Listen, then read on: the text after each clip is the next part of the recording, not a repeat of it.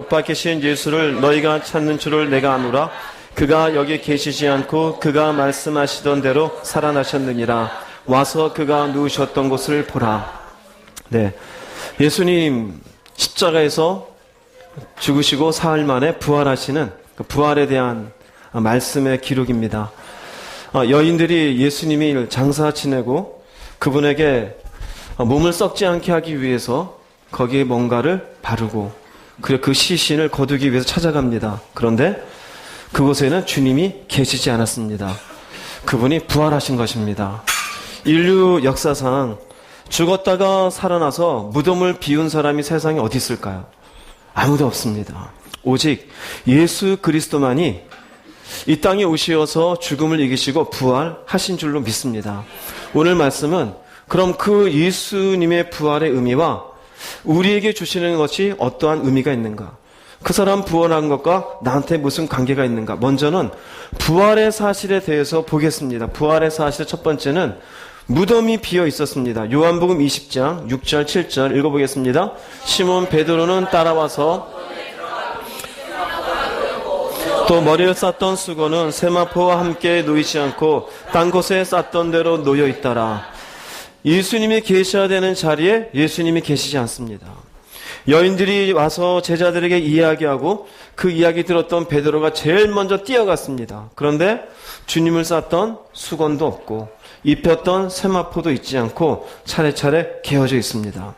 이 외에도 마태복음, 마가복음, 누가복음에도 그 무덤은 비어있다고 성경은 기록하고 있습니다.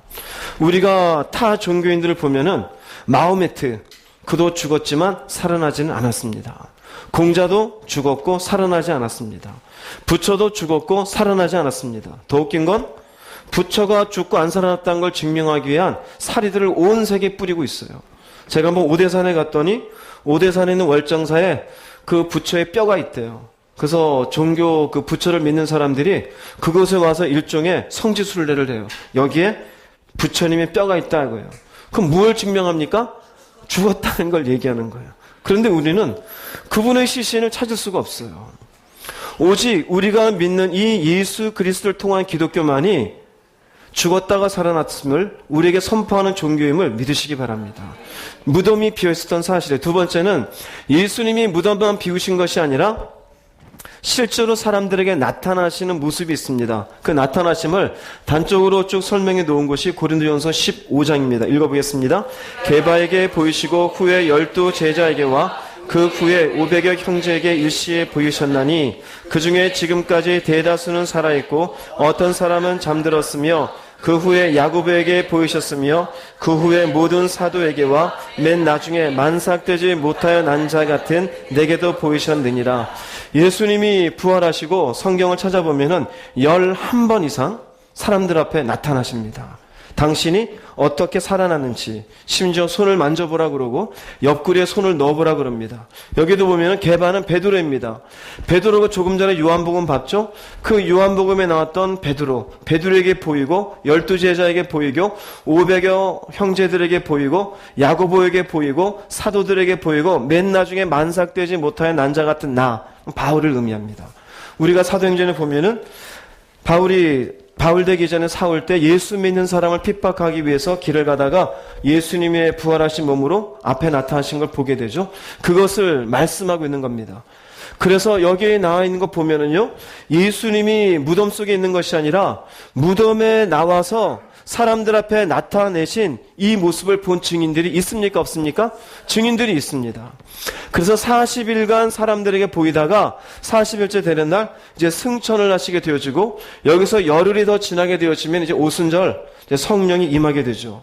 그래서 예수님은 단지 스스로 부활하시고 나 사라졌다라고 하지 아니하시고 부활하시고 사람들 앞에 친히 나타나시어서 자신이 부활하신 예수 그리스도임을 사람들에게 증명해 보이셨습니다. 그럼 부활하신 그 주님의 몸의 상태는 어떤 상태인가? 요한복음 20장 19절 20절 읽어보겠습니다. 이날 곧 안식 후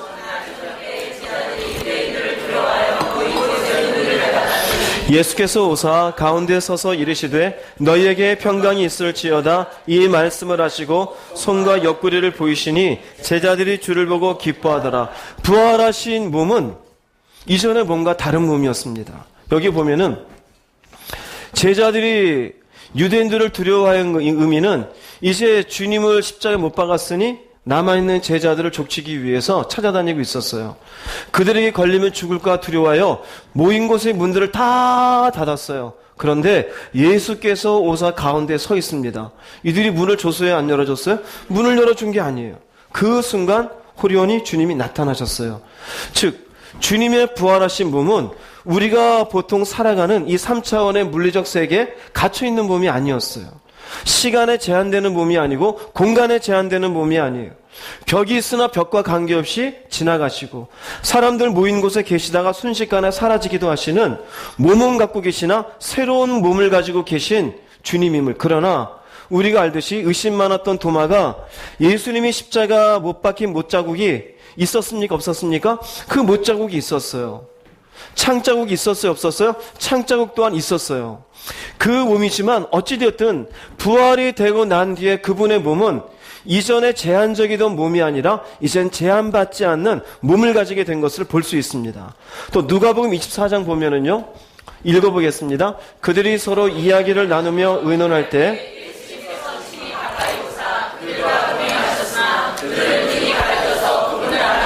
여기 그들은 예수님의 제자입니다. 이른바 우리가 흔히 얘기하는 엠마라고 하는 두 제자라 그러죠. 예수님이 이제 십자가 지신 걸 보고 실망하여 이제는 고향으로 돌아가고 있는 그 순간 부활하신 주님이 찾아왔어요. 그런데 알아봐야 못 알아봐요? 못 알아봐요. 이전 같으면 못 알아볼까요? 못 알아보지 못하죠. 누구든지 알아보죠. 즉 주님 편에서 그들의 눈을 열지 아니하면 보지 못하는 분으로 바뀌셨습니다. 몸은 몸인데 하나님이 이제는 허락하셔야 볼 수 있는 몸이 됐어요. 우리가 제한되는 이 육신의 몸을 가지고 이 눈을 가지고 주님을 확인할 수 있는 것이 아니에요. 하나님이 허락하셔서 눈이 열려져야만이 옆에 있는 그 주님을 볼 수 있는 상태가 된 몸이 된 겁니다. 나중에 제자들도 보면은요, 주님이 성찬 가운데 떡에 축복기도 하시고 난 뒤에 그들의 눈이 열려져 예수인 줄 알았더라라는 말씀이 있어요. 즉 부활하신 뒤에 주님의 몸은 이전의 몸의 흔적은 갖고 계시지만 그러나 질적으로 다른 몸을 가지고 이 땅에 다시 한번 부활하신 몸임을 알 수가 있습니다. 자, 그러면 이것만 보더라도 예수님의 부활, 그리고 부활하신 몸은 확연히 달라요. 근데 우리가 가지는 생각, 2000년이 지나가지고 그 사람이 죽었다 살아났고 새로운 몸을 가졌다라는 게 우리하고 무슨 관계가 있느냐? 예수의 부활과 우리와의 관계가 무엇이 있느냐? 여기에 우리의 기독교에 생명이 있음을 믿으시길 바랍니다. 여기에 우리의 생명이 있어요. 여러분, 인간의 가장 큰 짐덩어리가 되어져 큰 숙제가 뭔지 아십니까? 죽음의 문제예요. 죽음의 문제예요. 우리가 돈을 왜 열심히 벌려는 줄 알아요? 죽을까 봐요. 어떻게 하다가 잘못될까 봐요. 그 모든 것의 근원은 죽음이 있습니다. 설사 이러다 내 인생이 끝나지 않을까? 이러다가 멈추지 않을까? 우리가 장수를 얘기해요. 물론 좋은 의미에서 오래 살면서 주의 영광을 위해 살면 좋죠. 그런데 오래 살면서 죄 가운데 사는 게 무슨 의미가 있을까요? 죽음의 문제가 해결되지 않으면 인간은 불안해서 떠나지가 못해요. 인간은 끊임없이 이 땅에서 자기의 뭔가 누리고 가지고 뭔가 이 땅에 육신을 위해서 살게 되어지지, 저 뭔가 죽음 뒤에 있는 것에 대한 희망이 없고 꿈이 없으면 결국 불안한 존재로 인생을 마감할 수밖에 없습니다. 그런데 예수님이 부활하신 것이 우리에게 소망이 되는 것에 여러 가지가 있어요. 하나는 주님이 우리에게 약속해 주신 것입니다. 우리에게 약속하신 말씀이 있어요. 로마서 8장 11절 말씀 읽어보겠습니다. 예수를 죽은 자, 어디 갔지? 약속의 말씀, 읽어보겠습니다. 예수를 죽은 자 가운데서 살리신 이의 영이 너희가 안에 거하시면 그리스도 예수를 죽은 자 가운데서 살리신 이가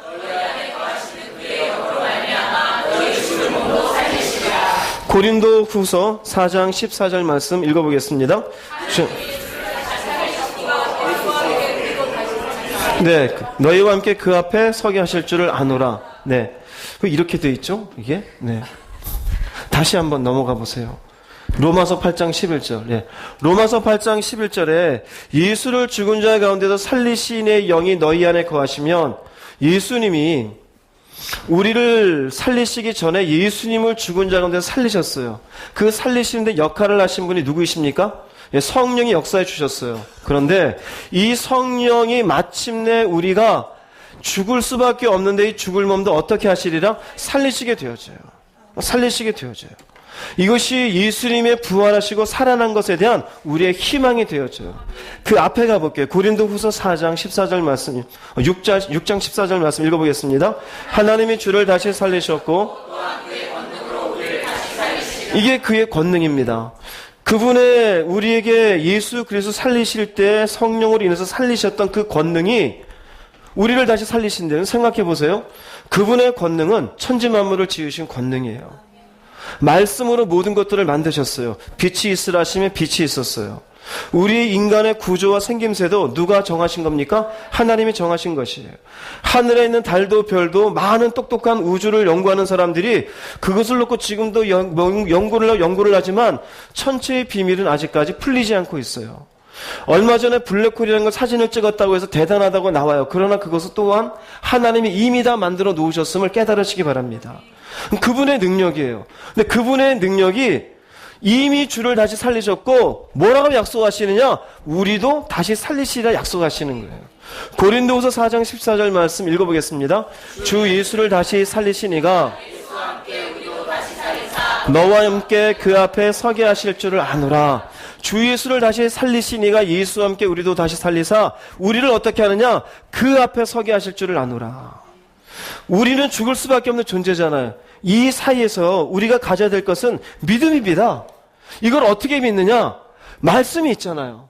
말씀을 우리가 하나님이 이런 말씀을 주셨으니 여기에 대해서 우리가 믿음을 가지고 나도 죽더라도 다시 서게 될 줄 믿습니다. 이 고백이 있기를 주의 이름으로 축복합니다. 주님의 약속이에요. 약속의 말씀을 보면서도 나는 못 믿어. 그러면 할 말이 없어요. 무엇을 얘기할 수 있을까요? 천국에 갔다가 온 사람이 있습니까? 물론 꿈을 꿨다가 온 사람이 있는지 모르겠어요. 지옥에 갔다 온 사람이 있습니까? 아니요. 성경에 의하면은 부자와 나사로 비유에 의하면은 일단 한번 가면은 가지를 못해요. 뭐라고 말하느냐? 거기에도 모세의 말씀이 있고 선지자의 글이 있으니 그걸 듣고 오라고 얘기해 주어요. 그럼 저는 마찬가지예요. 우리가 결국 주님의 권능으로 다시 살게 될 것에 대한 말씀이 있으니 우리도 이 말씀을 붙잡고 믿음으로 다시 살 것을 믿을 수 있기를 주의 이름으로 축복합니다. 빌립보서 3장 21절 한번 읽어보겠습니다. 그분은 우리의 죽을 몸을 모든 만물을 다스리시는 그분의 능력이 우리를 변화시키실 것입니다. 약속의 말씀이죠. 그분의 영광스러운 몸과 같이예요. 조금 전에 보신 것처럼 예수님이 부활하신 상태에서는 지금의 물리적인 어떤 법칙에 저촉을 받지 않아요. 시간과 관계없이 공간과 관계없이 움직이고 허락하시면 보이고 허락하지 않으면 보이지 않아요. 이 땅의 모습으로 있는 것 같은데 그 몸의 질적인 변화는 확연히 달라졌어요. 마찬가지로 그분의 그런 영광스러운 몸과 같이 우리도 바꾸어요? 안 바꾸어요? 바꾸어요. 누가 바꾸느냐? 내가 하는 게 아니에요. 즉 여기에 무슨 차이가 있냐면요, 우린 자꾸 따져요. 과학적인 이유를 따지고 논리적인 이유를 따져요. 점점점 인간은 나이가 들고 병들어서 할머니가 되어주고 결국 우린 죽어요. 근데 다시 산다고? 이건 인간의 한계예요. 인간의 한계. 근데 여기에서 말하는 것은 그분의 능력이 우리를 변화시킨다라는 거예요. 할렐루야. 이건 내 능력이 아니에요. 과학자가 얘기하는 게 아니라 천지만물을 지으신 하나님의 약속임을 믿으시기 바랍니다. 그래서 빛이 있으라 하셔서 빛이 있게 하셨던 그분의 능력이 마침내 우리를 변화시킨다라고 하신다면 할 수 있을까요? 없을까요? 할 수 있어요. 할 수 있어요. 그분은 모든 당신의 백성들을 이렇게 변화시키어 다시 살리기를 원하시는 줄 믿으시기 바랍니다. 두 번째로는 그런 이와 같이 만물을 다스리시는 그분의 능력이 우리를 변화시키고 우리가 새 몸을 입게 되어지고 그분의 영으로 말미암아 죽을 몸을 살리시는데 여기 보십시오. 여기 단서가 뭐냐면은요, 너희 안에 거하시면입니다. 이 너희가 누굴까요? 여기 우리는 누굴까요? 너희와 우리가 누구이냐? 이걸 알아야 돼요. 모든 인류를 그렇게 해준다라는 것이 아니에요. 여기에 너희와 여기에 우리는 바로 십자가 지시고 죽으신 예수 그리스도를 믿는 자임을 믿으시기 바랍니다. 요한복음 6장 39절 40절 읽어보겠습니다. 나를 보내신 이의 뜻은 내게 주신 자 중에 마지막 날에 다시 살리는 이것이니라. 내 아버지의 뜻은 아들을 보고 믿는 자마다 영생을 얻는 이것이니 마지막 날에 내가 이를 다시 살리리라 하시니라. 예수님의 부활과 우리의 관계에 가장 중요한 요소는 뭐냐면요, 아들을 믿어야 돼요. 아들을 믿어야 돼요. 아들이 누구시라고요? 예수님이셔요. 그 예수님이 하시는 말씀이에요. 나를 보내신 이는 하나님이시죠. 나는 예수님이십니다. 왜 예수님을 보내셨느냐? 내게 주신 자 중에 잃어버리지를 않기를 원하셔요. 즉, 내게 주신 자 중에 다시 살리시는 것이에요. 근데 내게 주신 자가 누구냐? 아버지의 뜻은 결국 아들을 보고 믿는 자입니다. 할렐루야. 아들을 보고 믿는 자예요. 그 아들을 어떻게 보겠어요? 아들을 여러분의 말씀을 통해서 십자가를 왜 지셨는지를 보는 거예요. 이런 예배를 통해서 그분이 왜 십자가 지셨는지를 듣는 것이에요. 그분이 어떻게 희생을 당하셨고 이분이 어떻게 그분이 고초를 당하셨는지를 듣고 왜 그런 시간을 보내셨는지를 우리가 듣고 보는 것이에요. 듣고 보고 우리가 뭐 하는 겁니까? 믿는 거예요. 할렐루야. 믿는 걸 결정하는 건 누가 결정하는 것이에요? 내가 결정해요. 듣기는 들었어요. 보기는 보았어요. 아니, 난 못 믿을란다. 이 사람은 하나님도 어떻게 하지 못해요. 결정은 내가. 어떤 사람 그래요. 아우, 난 믿음을 주셔야지. 믿음은 주는 게 아니에요. 믿음은 내가 주님이 베풀으신 은혜 앞에 결정을 하는 거예요. 여기도 그거입니다. 아들을 보고 믿는 자야지만이 영생을 얻는 이것이니 마지막 날에 내가 이를 다시 살리리라. 이는 아들을 보고 믿는 자마다입니다. 할렐루야. 결국 누구한테 부활의 은혜가 주어지느냐? 예수 그리스도를 믿는 자예요. 그럼 예수 그리스도의 십자가의 은혜가 도대체 우리에게 무엇을 해주었길래 그러느냐? 인간의 모든 이 땅에서의 저주의 시작은 무엇 때문에 그렇습니까? 죄 때문에요. 하나님은 죄와 관계없으신 분이에요. 하나님은 거룩하신 하나님이에요. 하나님 앞에 서려면은 죄에 있는 인간의 모습으로는 설 수가 없어요. 그분 앞에 가려면은 죄를 씻음받고 나아갈 수 있어야 돼요. 구약에서 죄 있는 백성들이 하나님의 임재하시는 그 성소 앞에 들어가려면 일단 자기의 죄에 대해서 양을 잡든 소를 잡든 피를 흘려야 돼요. 그래서 그 제사가 끝난 뒤에 드디어 우리가 주님 앞에 나가게 됐습니다. 이게 인간의 모습이어야 돼요. 근데 죄가 해결되지 않으면 아버지께로 나아갈 자가 있습니까? 없습니까? 없습니다. 이 죄의 해결은 오직 누군가가 이 죄값을 대신 감당할 수 있어야 돼요. 근데 인간에게는 없어요. 제사법에 의하면은 하나님께 제사를 드릴 때 흠 있는 양을 드립니까? 다리 저는 양을 드립니까? 눈먼 양을 드립니까? 그러질 않아요. 깨끗하고 흠 없는 양을 드립니다. 즉 하나님의 이 땅에서의 모든 인류의 죄를 대속하기 위한 누군가의 희생은 죄 없는 인간이어야 됩니다. 그러기에 예수님은 남자의 씨를 받지 아니하고 동정들을 통하여 성령을 통하여 잉태하여 이 땅에 태어나신 줄 믿으시기 바랍니다. 그래서 그분은 죄와 관계가 있어요, 없어요? 죄와 관계가 없어요. 아담으로부터 계속 내려오는 죄의 저주가 예수님에게는 연결되어 있지 않아요. 오직 깨끗하신 성령의 역사하심으로 잉태되어 이 땅에 태어나신 분이 예수님이십니다.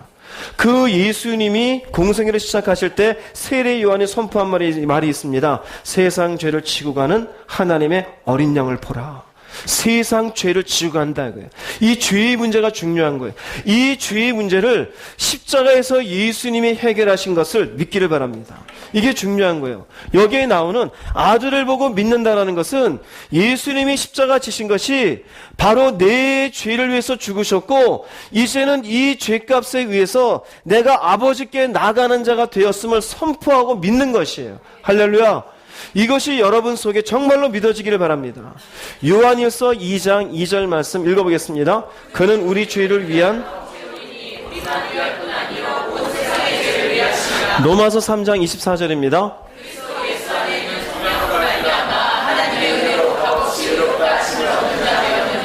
그는 우리 죄를 위한 제물이 되신 것이에요. 화목 제물이잖아요. 왜 화목 제물이냐? 우리가 죄를 그대로 가지고 있으면 결국 죄에 의해서 우리는 심판을 받을 수밖에 없어요. 그 심판의 결과는 지옥입니다. 결국 영원한 생명과는 관계가 없어요. 그런데 예수 그리스도 이 땅에 오시어서 화목 제물이 되셨는데 우리만 위할 뿐 아니요 온 세상의 죄를 위하심이라 모든 세상 사람이 듣고 구원받기를 원하시는 하나님의 마음이 포함되어 있는 것이에요. 예수 그리스도의 십자가의 피는 나라는 한 사람뿐만이 아니라 그 당시 2000년 전의 그 시기만이 아니라 그때부터 예수 그리스도의 십자가를 믿는 모든 인류에게 영향을 줄 수 있는 죄의 은혜인 것을 깨달으시기 바랍니다. 주님의 십자가 그와 같은 의미가 있어요. 우리의 화목제물이에요. 그리고 그분이 우리의 속량으로 말미암아 이 속량은 죄값을 치렀다라는 거예요. 구약에 마치 내가 누군가에게 나쁜 짓을 했으면 소를 잡든지 양을 잡아 대신 안수하고 그 짐승을 죽였듯이 내 죄의 값은 창조주 되시는 하나님이 인간의 모습으로 오시어서 내 대신 죽어주는 값이에요. 작습니까? 큽니까? 커요. 여러분 한국은행을 다 통틀어서 그 안에 돈을 다 가지고 그 예수님과 비교한다면 비교가 될까 안 될까? 될 수가 없어요. 지구 땅덩어리를 통째로 갖다 내어도 그건 비교될 수가 없어요. 그것은 어디에도 구할 수도 없는 것이고 찾을 수도 없는 것이에요. 스스로 자발적으로 이 땅에 내려오지 아니하시면 어떻게 그는 우리가 찾을 수가 없어요. 우리가 바로 속량되었다는 것 속에는 말로 표현하지 못하고 값으로 잴 수 없는 무게가 있는 것이에요. 그 죄값을 치러주시는 것으로 말미암아 하나님의 은혜로 값없이 우리는 그것을 어떻게 이 속량값을 어떻게 치를 수가 없어요. 예수님이 날 위해서 죽으셨다는 걸 무엇으로 채울 수 있을까요? 어떻게 그것에 대해서 우리가 대신 이거 갚아드릴게요 할 수 있을까요? 없어요. 그것에 대해서 우리 말을 할 수도 없어요. 대신 와서 죽어달라고. 그래서 뭐라고 표현하느냐? 은혜다 이거예요. 하나님의 은혜로. 이건 은혜예요. 값없이 우리에게 주었어요. 그리고 우리가 얻는 게 뭐냐? 넌 이제 의롭다 하심을 얻었다. 할렐루야. 여러분 만약 우리가 우리 인생에 한 1억 정도의 빚이 있다면 얼마나 무거울까요? 별로 여러분 깜빡 안 하네요? 그 정도는 있다 이거죠. 왜냐면 요새는 다 아파트 살려면 대출 몇 억 받으니까. 그러면 50억 있다 칩시다. 이젠 조금 눈빛이 달라지. 50억 정도의 빚이 얼마나 무겁겠어요. 보통의 직장인이 그 갚을 것은 불가능에 가깝지 않아요. 사기치지 않는 이상. 이 50억의 빚이 있어서 늘상 내가 월급을 받아도 그 월급 제대로 쓰지도 못하고 늘상 거기에 눌려서 그냥 이렇게 고개 숙여 살아가는데 누군가가 내 앞에 툭 나타나서 왜 그렇게 인상 쓰고 있습니까? 당신은 몰라도 돼요. 너무 삶이 힘들어요. 그냥 죽고 싶어요. 무엇 때문인지 얘기해 보십시오. 젊은 나이에 50억을 빚지게 됐습니다. 근데 그 사람이 서슴없이 내가 그 50억 갚아주면 인생 괜찮겠습니까? 여러분 어떨 것 같아요? 여러분 와닿지가 않으세요? 와닿지가 않으세요? 처음 본 사람이 왜 이러나 이럴 겁니까? 그 사람이 내가 당신의 50억을 갚아줄 테니 그 다음 어떻게 살겠습니까? 그럴 거 아니에요. 그럼 여러분 뭐라고 말할 것 같아요? 그 순간 웃음이 저절로 나지 않을까요? 의심도 생기겠지만 어쨌든 그 사람이 50억 갚아주었다 칩시다. 그러면 얼마나 인생이 가벼울까요? 우리도 그래요. 내가 죄인임을 깨닫고 예수 그리스도 인하여 죄값을 그분이 치렀다는 걸 알고 내가 의롭다 하심을 얻었다는 순간 우리 속에 뭐가 터져 나오냐면요, 자유가 터져나요. 살았다. 살았다. 우리는 어떻게 사는지 아세요? 사실은 이것을 믿지 못하면 그저 죽을까봐 인생의 노예가 돼서 살아요. 돈에 묶여 살고 소유에 묶여 살고 다른 사람과 비교하고 살아요. 그런데 마침내 이 사실을 깨닫게 되어지고 나면은 우리 눈에 보이는 게 뭐냐면은요, 아들을 믿는 자에게 약속해 주는 게 눈에 들어오게 되어져요. 이게 나를 살게 하는 것이구나. 할렐루야. 여러분 속에 이것이 은혜로 와닿을 수 있기를 바랍니다. 누구에게 주느냐? 그냥 값없이 줘요. 믿기만 하면은. 할렐루야. 문제는 뭐냐? 안 믿으니까 문제예요. 또 믿는다고 말은 하지만 막상은 이 땅에 자신의 인생이 영원할 것처럼 그것 붙잡고 살아가요. 어리석은 인생이에요. 그 종교인인 거예요. 교회만 왔다 갔다 하고 입으로는 믿는다 그러지만 실상은 다른 걸 중요하게 여기고 살아가는 것.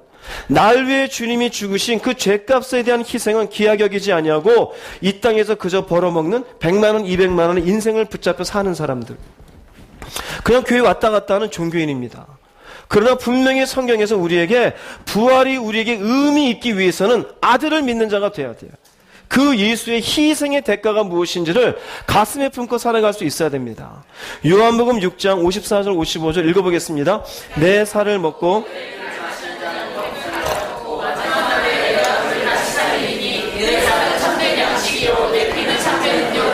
주님이 하시는 말씀입니다.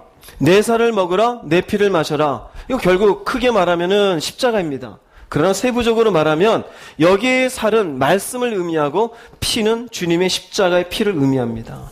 이것을 마시라는 의미는 이것을 믿으라는 얘기예요. 예수님은 말씀이 육신이 되어 이 땅에 오신 분입니다. 그러므로 말씀을 읽으면서 깨달아 알아가는 것은 예수 그리스도가 누구인지를 알아가게 되어져요. 주님의 십자가의 피를 우리가 믿지 아니하면은 우리가 교회를 천년 다녀도 의미가 없어요. 왜? 그곳에서 바로 예수님이 내 죄를 위해서 피를 흘리셨기 때문입니다. 그래서 우리에게 중요한 고백 중에 하나는 예수님, 나는 죄인입니다. 내 죄 위해서 대신 죽으셔서 감사합니다. 그 감사하고 난 뒤에 눈을 뜨고 볼 것은 이제 내게 이렇게 살라고 말씀을 주셨으니 이 말씀을 통하여 어떻게 제가 살아가겠습니다. 할렐루야. 이 사람에게는 반드시 영생이 있고 마지막 날에 살게 되어지는 부활의 은총이 있음을 믿으시기를 바랍니다. 그래서 교회는 껍데기만 다녀서는 의미가 없는 거예요. 내가 정말 실질적으로 주님의 살을 먹으며 피를 마시는 자인지를 살펴볼 수 있어야 돼요. 하나님이 말씀을 통해서 약속해 놓았고 말씀에 의해서 다시 우리에게 조금 더 그 세부적으로 말씀해 주시는 내용은 사실은 믿는 자에게 부활을 약속해 주시는 것이에요. 또한 그 믿는 자는 십자가와 그분의 말씀을 귀하게 여기고 살아가는 사람에게 부활의 은혜가 있음을 말씀하고 있습니다. 세 번째로 우리가 이 부활이 우리에게 관계가 있는 것은 주님의 부활은 부활의 첫 열매라고 이야기합니다. 첫 열매란 의미는 이제 이후에 많은 열매가 있을까 없을까요? 많은 열매가 있는 것을 의미하는 것이에요. 저는 아직 그 과수원에 가서 본 적은 없지만 그럴 것 같아요. 맞는지 안 맞는지 모르겠지만 농부가 가서 이렇게 뭔가 열심히 다 가꾸다가 봄이 되면은 뭔가 꽃이 피다가 뭔가 조그맣게 봉우리가 나면서 열매가 맺지 않습니까? 그럴 때 처음 맺어지는 열매가 있어요, 없어요? 보신 분만 얘기해서 전 안 봐서 몰라요. 처음 뭔가 맺어지는 빠르게 열매로 탁 나오는 게 있습니까, 없습니까? 있어요. 맞아요, 그러면. 그럼 그거 보고 우리는 뭐라고 생각해요? 야, 이제 조금 있으면 전부 다 열매가 맺겠구나 그러죠. 예수님이 부활하신 것을 성경은 뭐라고 표현하느냐? 첫 열매였다고 이야기합니다. 고린도전서 15장 20절 23절 말씀 읽어보겠습니다. 이제 그리스도께서 사망이 한 사람으로 말미암았으니 죽은 자의 부활도 한 사람으로 말미암는도다. 모든 사람이 죽은 것 같이 그리스도 안에서 모든 사람이 삶을 얻으리라. 그러나 각각 자기 차례대로 되리니 먼저는 첫 열매인 그리스도요 다음에는 그가 강림하실 때 보세요. 그리스도께서 죽은 자 가운데서 다시 살아나사 죽었다고 얘기하지 않습니다. 잠자는 자들이라 그래요. 잠자는 자들. 믿음 가운데 여러분들이 먼저 돌아가신다면은 사실 성경적인 표현은 그분은 잠자고 계시는 것이에요. 여러분의 어머님이나 할아버님, 할머님이 믿음 가운데 계시다가 먼저 돌아가셨으면 여러분 꼭 기대하십시오. 그분을 반드시 만나게 될 줄로 믿습니다. 예수님은 뭐라고 말씀하시느냐? 잠자는 자들 첫 열매가 되었다라는 거예요. 왜 이게 중요한 것이냐? 사망도 한 사람 아담 때문에 왔잖아요. 아담의 범죄에 의해서 모든 사람에게 결국 그 자손들은 그 죄성 가운데 태어나고 죄성 가운데 살다가 그 죄로 인해 심판받을 수밖에 없잖아요. 어떤 사람은 그래요. 아담이 죄졌지 제가 죄졌습니까? 그 죄의 씨앗이 우리 속에 들어와 있는 것이에요. 마찬가지로 여기 죽은 자의 부활도 한 사람으로 말미암는도다. 아담의 죄가 우리에게 억울했다면은 주님의 부활이 우리에겐 축복인 것이에요. 아담의 부활 때문에 왜 그분이 죄져서 낚아죠? 그런데 주님의 부활은 우리에게까지 영향을 미치는 것이에요.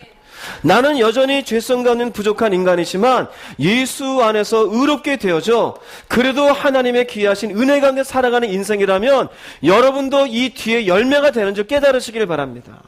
그래서 이야기합니다. 아담 안에서 모든 사람이 죽은 것 같이 그리스도 안에서 모든 사람이 삶을 얻으리라. 여기에 삶을 얻는다는 것은 나중에 forever life, 영생을 의미하는 겁니다. 죽음이 없는 우리 죽은 뒤에 하나님이 허락하신 새로운 삶을 얘기하는 것이에요. 그러나 각각 차례가 있다는 것이에요. 먼저는 첫 열매인 그리스도요. 다음에는 그가 강림하실 때 중요합니다. 누구에게 속한 자요? 그리스도에게 속한 자요. 그리스도에게 속했다는 것은 여기 세 번째잖아요. 앞에 있는 예수 그리스도의 십자가가 어떤 의미 있는지 그것을 받아들이고 믿는 사람. 내 죄를 위해서 주님이 돌아가셨고 마침내 그 죄값을 주님이 치루어 그 은혜로 내가 의롭게 되었음을 믿는 사람.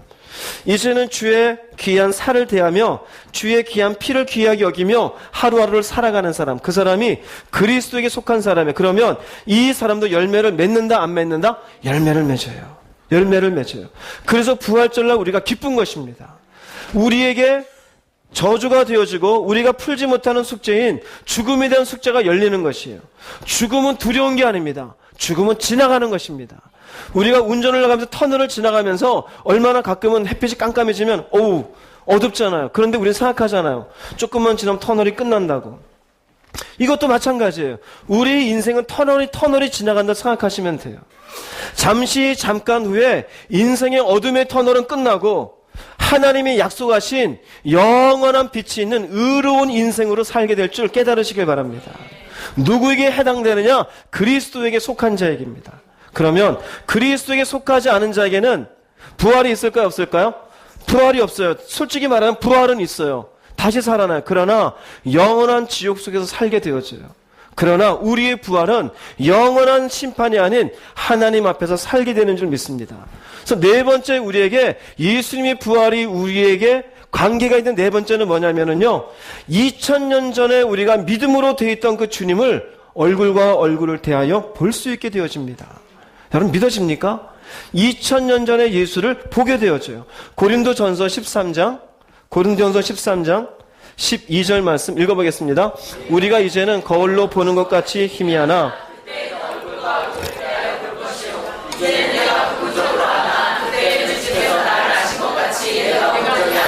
고린도후서 3장 18절 읽겠습니다. 우리가 다 수건을 벗은 얼굴로 거울을 보는 것 같이 그와 같은 형상으로 변화하여 영광에서 영광에 이르니 곧 주의 영으로 말미암음이니라. 아멘. 우리가 이 땅에서 예수님 믿어요. 추상적으로 이론적으로 믿는 것이 아니라 실질적으로 계신 주님을 믿는 이유가 나중에 우리가 그분을 얼굴과 얼굴을 대하여 보게 되어져요. 지금은 우리가 보는 게 희미해야 돼요. 희미할 수밖에 없는데 그 당시의 거울은 청동 거울이에요. 우리가 지금의 거울처럼 명확하고 깨끗한 거울이 아닌 청동 거울이니 지금 뭘 닦아놓고 봐도 얼굴에 이렇게 모공이라든지 뭐 묻은 게 제대로 보이지가 않아요. 가까이 가서 살펴야 보일까 말까요? 그 당시의 거울은. 그런데 우리가 나중에는 얼굴과 얼굴을 본대요. 우리가 이 땅에서도 예수님에 대해서 안다고 안들 얼마나 잘 알겠습니까? 부분적으로 아는 것이죠. 믿음으로 우리가 결정해서 그분 앞에 우리가 반응은 보이지만 그러나 우리가 100% 아는 건 아니잖아요. 그런데 주님의 부활로 말미암아 내가 예수의 십자가를 믿고 나가면 정말로 우리에게 이 말씀이 이루어질 줄 믿으시기 바랍니다. 우리가 그분의 얼굴을 볼 것입니다. 부분적으로 알던 것을 이제는 완전히 알게 될 줄로 믿습니다. 여기도 마찬가지예요. 우리가 다 수건을 벗은 얼굴로 거울을 보는 것 같이 주의 영광을 보매 우리가 그분 같은 형상으로 변화되어져요. 조금 전에도 말씀드렸잖아요. 우리도 주님과 같은 새 몸을 입을 것이라고. 우리의 이 육신은 썩어질지 모르지만 하나님의 능력으로 새 몸을 우리에게 입혀주는 줄로 믿습니다. 그 새 몸을 입게 되어져 영광에서 영광에 이르니 곧 주의 영으로 말미암음이니라. 할렐루야. 이것이 우리에게 부활의 소망이에요. 육신은 어차피 나이를 먹으면서 병들 수밖에 없어요. 점점 우리는 주름살이 생기고 허리도 휘게 되어지고 점점 죽음을 향해서 가게 되어져요. 그러나 예수 그리스도를 믿으면서 부활의 신앙이 우리에게 주는 것은 우리가 새 몸을 입는다는 것이에요. 그분의 얼굴을 보게 되어져요. 영원한 생명을 얻게 되어져요. 죽음은 더 이상 두려운 존재가 아님을 믿으시기를 바랍니다. 여러분 이것만 해도 작은 것이 아니에요. 작은 게 아니라 여기에 대한 확신만 가지고 있어도 남부러울 것이 없어요. 마음에 남들과 비교하면서 난 왜 이렇게 사나 이럴 것이 없어요. 오래 살든지 적게 살든지 중요한 게 아니에요. 왜 뭐가 중요하냐? 나는 지금 죽어도 주님 앞에 갈 수 있으니까요. 할렐루야. 이 믿음을 가지시기 바랍니다. 또한 우리가 나이 먹으면서 어떤 사람은 억울해해요. 60이 넘어서 보톡스 맞고 열 땡기고 올리고 그래봐야 뭐합니까? 나중엔 결국 다 소각로에 들어가서 제로 나오는데 남을 게 없어요. 얼굴에 투자하고 몸에 투자해봐야 아무 의미가 없어요. 물론 건강하게 살아야 되죠. 그런데 늙는 게 억울해서 하는 사람이라면 하지 마세요. 아직 그 사람은 예수님을 똑바로 보지 못한 사람이에요. 결국 우리는 이 육신은 썩어질 것 같으나 나중에는 그와 같은 형상을 입게 되어져요. 우리가 나중에 주님 앞에 가면은 어쩌면 우리 서로 몰라볼지 몰라요. 어떤 분은 60이 넘어 70이 돼서 저를 봤을 거 아니에요? 제가 봤을 때 누구세요? 근데 30대로 변화했으면 어떻게 할까요? 신학자들이 얘기하는 겁니다. 주님이 30대, 33세의 가장 건강한 모습대의 모습으로 그 형상을 가진 것처럼 우리도 나중에 부활하게 되어지면은 가장 건강할 때 그리고 아픔이 없고 저주가 없는 모습으로 우리가 변화되게 될 것이다 얘기해요. 그 어떤 분은 전 키가 작은데요. 키도 늘려줄 수 있고요. 주름도 펴줄 수 있고요. 머리숱 없는 분도 팍팍팍 심어줄 수 있고요. 우리가 주님 같은 영광으로 우리가 바뀌게 되어져요. 이것이 우리가 주님의 부활이 우리에게 준 중요한 의미들이에요. 마침내 우리는 죽음을 넘어서는 존재가 되어져요. 우리가 이 땅에 매달리지 않게 되어져요. 우리가 마침내 하늘에 소망을 두는 자가 되어져요.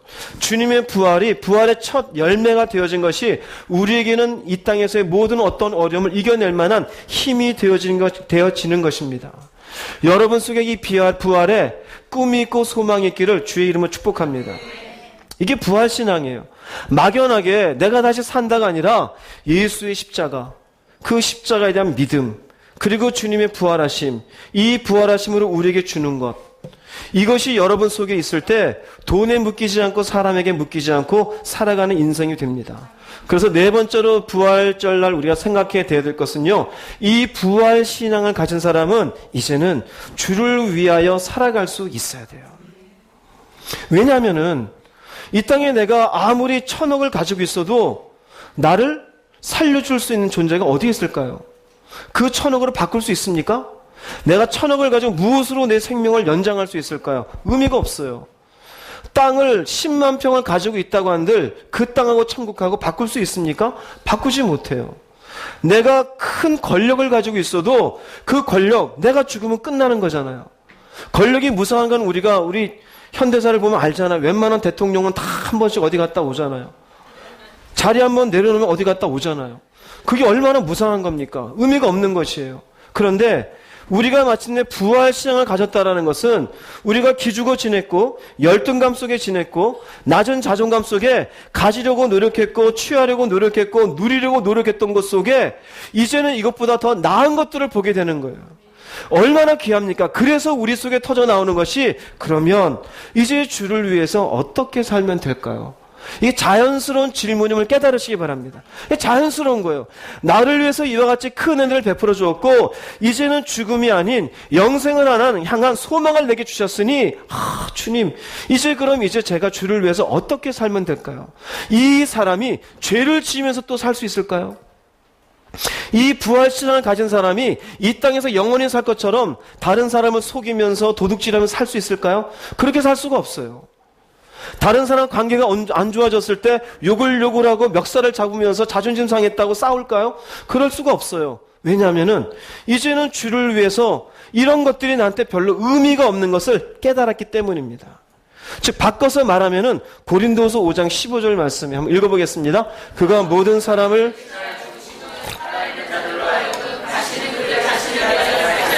오직 그들을 대신하여 죽었다가 다시 살아나신 이를 위하여. 여기 보세요. 우리는 그동안 무엇을 위해서 사는지 압니까? 자신을 위해서 살아요.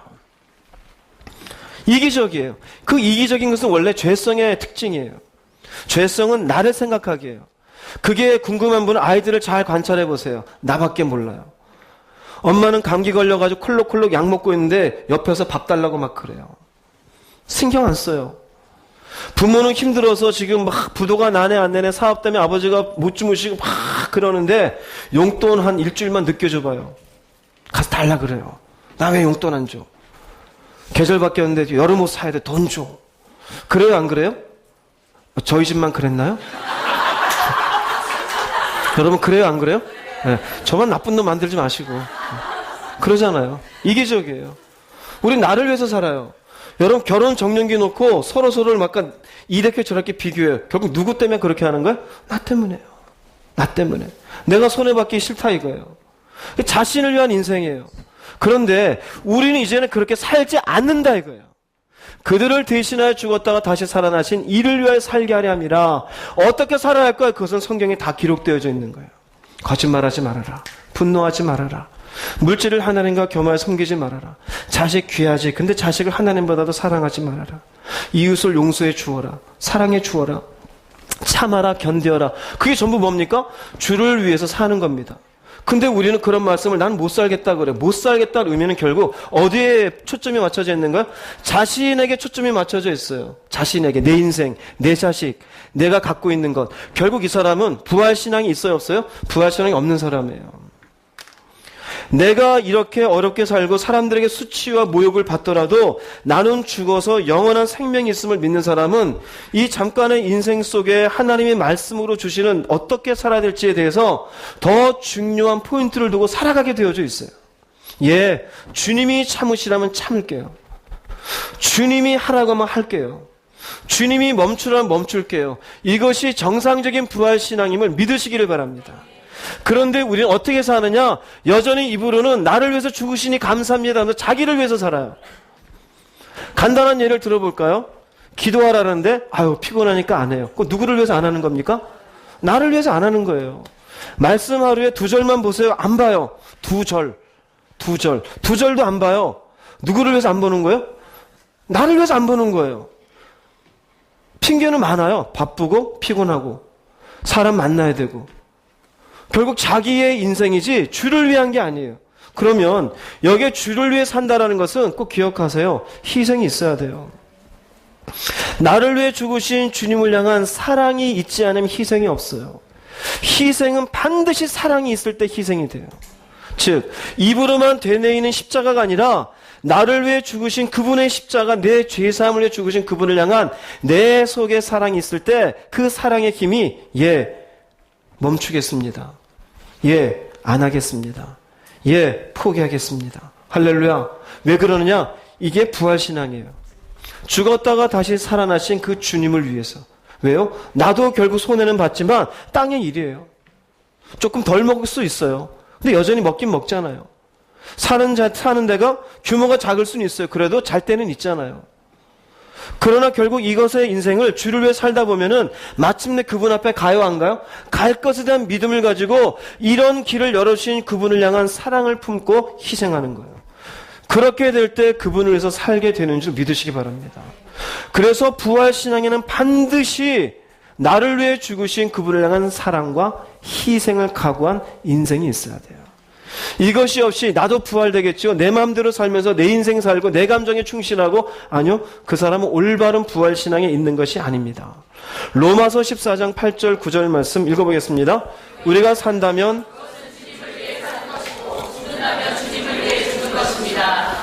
살든지 죽든지 우리는 주님의 것입니다. 그리스도께서는 죽은 사람만 아니라 살아있는 사람의 주님이 되기 위해서 죽으셨다가 다시 살아나셨습니다. 네, 여기에 사는 것도 죽는 것들을 얘기해요. 왜 그럴까요? 살든지 죽든지라는 의미는 지금 죽어도 좋다는 얘기예요. 지금 죽어도 좋다는 얘기는 지금 죽어도 다시 사니까요.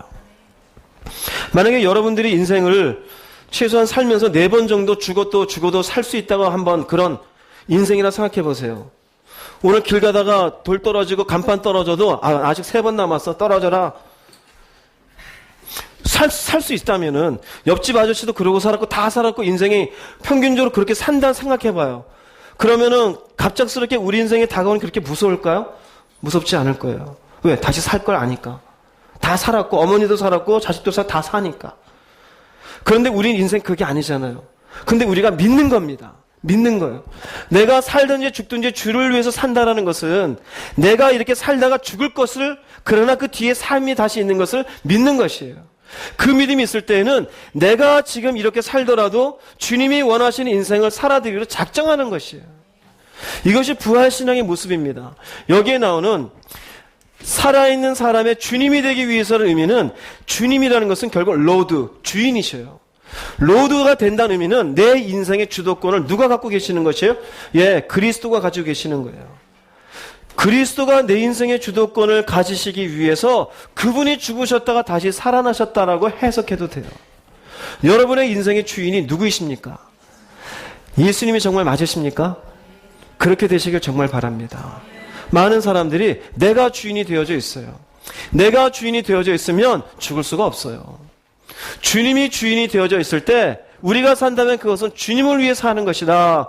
주님을 위해 살아간다는 이 속에 부활신앙이 있는 거예요. 그런데 그렇지 않고 내 감정에 충실하고 내 생각에 충실하고 내가 가져야 되고 누려야 되고 불순종하고 그래서 반발하고 이 사람은 아직 그리스도가 주인이 되어져 있지 않은 인생입니다. 거꾸로 쭉 거슬러 올라가면 아직 부활신앙에 다다르지 못한 사람이에요. 부활의 은혜가 뭔지를 모르는 사람이고 조금 더 거슬러 올라가면 십자가가 뭔지 모르는 사람이에요. 십자가가 뭔지 모르니 그 속에 주님을 향한 사랑이 없는 것이에요. 사랑이 없으니 주를 위한 희생이 있을까요? 없을까요? 없는 거예요. 그럼 그런 사람들은 다시 어디로 가야 되느냐? 십자가 앞으로 가야 돼요. 의미가 무엇입니까? 죽으심이 무엇입니까? 과연 내가 이 십자가를 믿으면 다시 살 수 있는 것입니까? 은혜를 베풀어 주시옵소서. 그 속에서 사랑이 여러분 속에 차고 넘칠 수 있기를 바랍니다. 여러분 십자가 사랑 놓치면 주를 위해서 산다고요? 불가능해요. 전부 나를 위한 인생 살아요. 그래서 이 땅에 많은 기독교인들이 개독교가 돼 있는 거예요. 입으로는 주여 주여 하는데 삶으로는 자기를 위해서 살아요. 부활절에 수많은 행사를 하고 사람끼리 모여요. 그러나 결국은 아무런 자기 희생도 없는 자기가 주인 된 인생들을 살아가요. 정욕을 위해서, 세상에서 누릴 것들을 위해서, 별것 아닌 자존심을 위해서, 조금의 수치심도 참지 못하고 손해도 참지 못하고 그 속에 뭐가 없는 거예요? 사랑이 없어요. 십자가에 사랑이 없어요. 사랑이 없으면 부활도 없습니다. 부활도 없으면 살았다는 이름은 있으나 죽었다는 사람입니다. 여러분들이 죽은 자가 되지 않기를 바랍니다. 단순히 교리적으로 예수님이 부활하셨으니까 나도 부활하겠지, 그리스도에게 속해야 돼요. 그 은혜를 아는 사람은 이렇게 주를 위해서 살아야 됩니다. 여러분, 주님이 나의 주인 되심을 고백하시고 그분이 여러분들의 인생을 끌어가는 인생의 길 끝에 부활하시고 그 부활의 현장에서 이제 하나님의 말씀에서 우리에게 약속해 주었던 모든 것들을 다 확인하시고 누리는 여러분 모두가 되기를 주의 이름으로 축복합니다. 결론을 내리겠습니다. 고린도전서 15장 19절 말씀 읽어보겠습니다. 만일 그리스도 안에서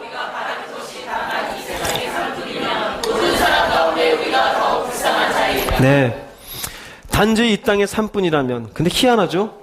교회 다니는데 이 땅의 삶뿐이라고 생각하는 사람들이 있어요. 교회 다니는데 부활절날 열심히 봉사했는데 부활을 생각 안 해요. 하나님 앞에 정직하십시오. 여러분 속에 내가 다시 살아날 것에 대한 믿음이 있는지, 그 믿음을 가지고 주님을 주인 삼고 살고 있는지, 그 십자가의 은혜가 나한테 어떠한 의미가 있는지 보십시오. 내가 교회를 다니면서 우리가 더 불쌍한 사람이다, 우리가 단지 예수 믿고 교회 다니면서 이 땅만 보고 있다면 왜 불쌍할까요? 왜 불쌍할까요? 이 사람에게는 결국 이 땅에서 종교적인 체험만 있었지 결국 하나님의 약속은 이루어지지 않아요. 또 다른 편으로 보자면 열심히 교회 다니고 봉사하는 시간에 차라리 실컷 놀러 다니면 됐지 뭐하러 시간 내서 교회 나왔냐 이거예요. 불쌍하다 이것이에요. 여러분, 제대로 된 길을 갈 수 있기 바랍니다. 흉내만 내고 나 교회 다녀요 그러지 마세요. 어떤 분들은 자신이 다니는 교회에 대해서 이야기할 때 교회만 얘기해요. 아니요, 그게 아니에요. 내가 만난 예수가 누군지를 얘기해야 돼요. 그 예수가 나를 어떻게 변화시켰는지를 얘기해 줄 수 있어야 돼요. 그게 뭘까요? 그게 부활신앙이에요. 부활은 내가 살아나는 것이에요. 영적으로도 내가 지금 살아났고 그 부활을 향해서 지금 내가 가고 있는 것이에요. 그럴 때 비로소 여러분들이 누군가에게 자신 있게 예수를 권할 수 있기를 주의 이름으로 축복합니다. 그런데 예수를 권하면서도 이 땅의 삶만은 바라보고 있으면 그게 무슨 이상한 일입니까? 의미가 없는 거죠. 불쌍한 사람이에요. 여러분, 우린 불쌍한 사람이 되지 않길 바랍니다. 부활을 꿈꾸십시오. 다시 살 것을 마음에 믿으십시오. 그리고 이 땅에 내게 주어진 삶의 시간 동안 이 믿음을 가지고 주를 위해서 살아가기로 작정되는 여러분 모두가 되기를 주님의 이름으로 축복합니다. 기도하시겠습니다. 말씀을 생각하시면서 기도하시고 서로를 생각해 보세요. 나는 과연 어떤 믿음이 있는가? 내가 혹시라도 주를 위해서 살지 않냐고 나를 위한 인생의 시간들을 채우지 않았을까? 그렇다면 회개하십시오. 돌이키십시오. 인생의 주권자로 그리스도가 되기로 마음에 모실 수 있기를 바랍니다. 이 시간 다 함께 주님 한번 부르시고 다 함께 통성으로 기도하겠습니다.